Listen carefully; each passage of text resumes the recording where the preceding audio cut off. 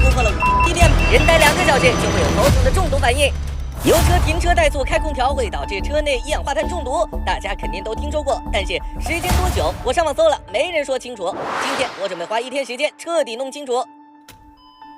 空调开了，风量最大，内循环模式，车肯定不是完全密封的。现在是9点半，测试开始。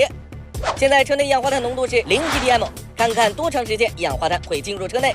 一氧化碳的来源肯定就是尾气，尾气的一氧化碳浓度是217ppm， 这个浓度下，人待2个小时就会有头疼的中毒反应。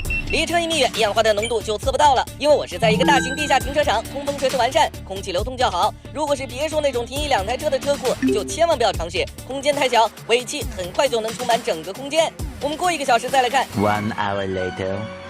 1个小时过去了，车头的一氧化碳浓度是11ppm， 车尾是86ppm， 尾气里的一氧化碳浓度大幅下降了。因为一般发动机在刚启动的时候，燃烧是没有那么完全的，下降是正常情况。但是车头能检测到，说明车周围是有一氧化碳聚集的。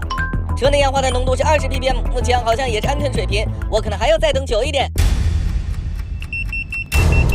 测试开始后2小时52分，车内一氧化碳浓度突破了50ppm， 超过了正常水平上限。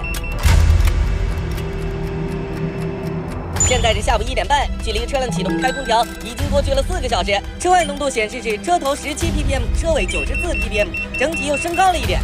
再看车内，车内浓度是54ppm， 所以油车开空调内循环模式，即便是大气的通风较好的地下停车场，3个小时内车内一氧化碳浓度就超过50ppm， 就能危害到健康了。如果在这样的环境中睡着了，危险性可想而知。